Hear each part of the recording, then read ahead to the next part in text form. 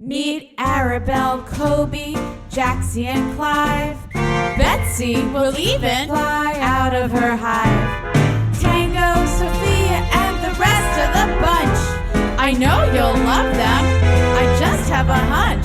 It's Miss Danielle's Preschoolbuds.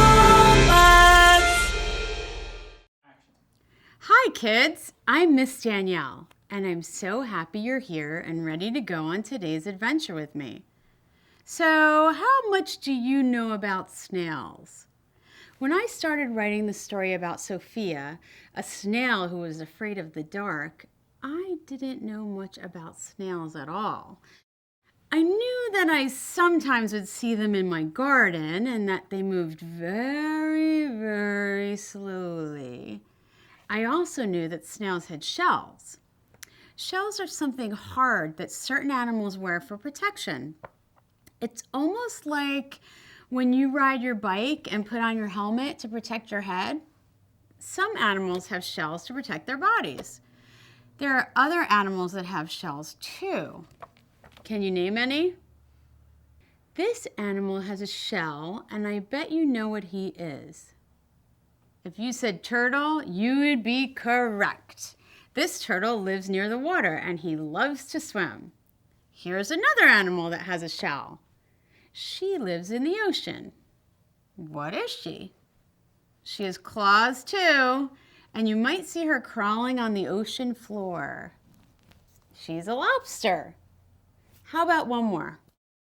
I think this animal is a little strange looking, but some people might think he's kind of cute.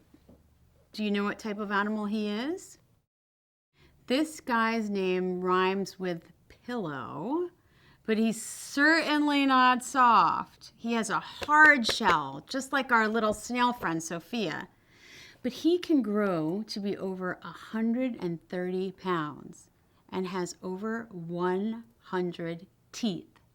He's an armadillo. Let's see your teeth. Make a big smile. Great job. Snails are pretty small, and they have shells to protect their soft bodies. They live in lots of different places, too. They like living in gardens and lakes and even in the ocean. Snails also like to eat lots of different things, just like you and me. They eat the things they find in places they live. So I guess it's sort of like us. If there's an apple in my refrigerator where I live, then that's what I'm eating. Now that we learned a little bit about snails and other sea and land animals, let's see what's bothering our friend Sophia the Snail. Sophia the Snail, the little snail that was afraid of the dark. I won't go to sleep in that scary dark shell. Every night to her mother, Sophia would yell. Yep, it's just like I thought. Sophia is afraid of the dark. It's dark and it's cold. It's really too small. In fact, I don't think I should sleep there at all. Every night it was something. Too big or too tight. Too hot or too cold, too dark or too light. The shell is too brown, it's too hard, it's too tough.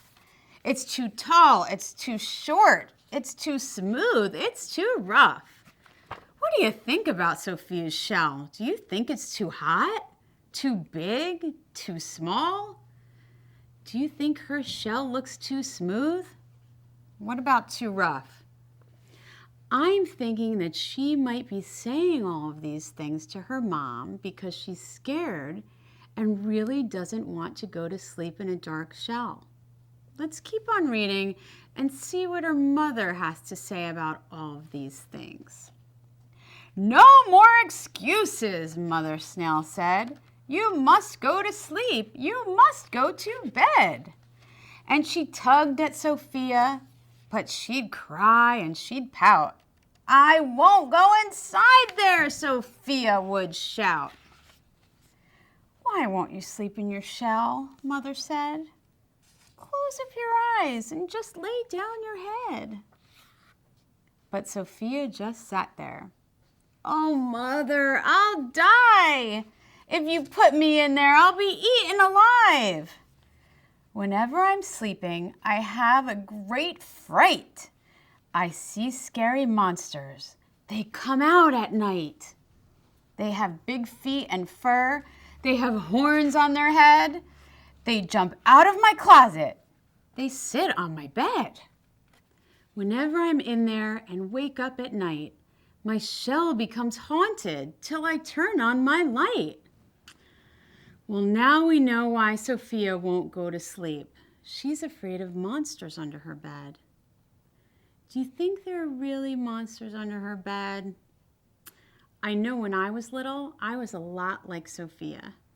As soon as my mom turned out the light, I was scared.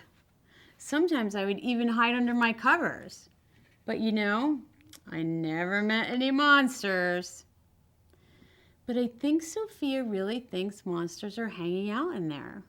Let's keep reading and find out. So Mother, oh Mother, now can't you see why I can't go to sleep? Why you must let me be. What are you saying, Sophia, my dear? Look in your shell. There are no monsters in here. I'll stay with you a while. I'll turn out the light. See, there are no monsters, not one in sight. Look in the closet. Look under the bed. There are no monsters with horns on their head.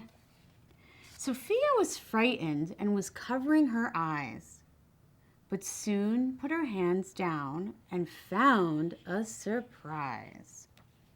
Her eyes had adjusted, and Sophia could see all of her bedroom as clear as could be. The light was not on, but her room was the same. The monsters were gone. They never came. You must have scared them, she said to her mother. You are the best, a mom like no other. Sophia, Sophia, it was all in your head. Only the shadows danced on your bed. The darkness is friendly. It means it is night. Time to be sleeping, to be tucked in tight, to have wonderful dreams of what you love best, to give you some time to catch up on your rest. The moon and the stars come out and play too, to make silly shadows and watch over you. So sleep tight in your shell and do not feel fright. Have wonderful dreams and a very good night. Well, as it turned out, there weren't ever any monsters in Sophia's room, or any place else for that matter. What she did have was a great imagination. She saw all of those shadows in her room and imagined they were scary things. When you turn off your lights and your room is dark, any light shining in can make shadows. And when you go from a light room to a dark room very quickly, your eyes can take some time to adjust to seeing things clearly again. I think Sophia's mom was really smart. She told Sophia to give her eyes a few minutes to adjust to the darkness, and then suddenly she could see that her room was the same during the day as it was during the night. There wasn't anything to be afraid of. What are some of the things you like to do at night? I like to eat dinner with my family at night. I also like to take a walk sometimes and look up at the stars. But one of my favorite things to do at night is read a story before bed and then get a good night's sleep so I can be fresh and ready to start the next day. Okay, are you ready for your Kind Kids mission? This one might take a little planning and perhaps some help from an adult.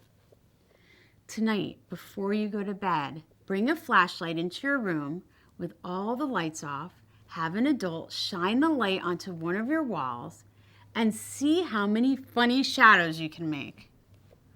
Now, don't do it for too long. You don't want to stay up that late, but have fun and remember, just like Sophia's mom said, the darkness is friendly. It means it is night. Time to be sleeping, to be tucked in tight. But wait, before you go, there's one more thing we need to do. Sing our goodbye song. Are you ready? It's time to say goodbye. It's time to say goodbye. It's time to laugh and not to cry. It's time to say goodbye. Sayonara, they will say when Japan ends their day. It's time to laugh and not to cry. It's time to say goodbye. Adios in Peru. In France, they bid adieu. It's time to laugh and not to cry. It's time to say goodbye. Italy says ciao. It's time to go for now. It's time to laugh and not to cry. It's time to say goodbye. Bye-bye. See you next time.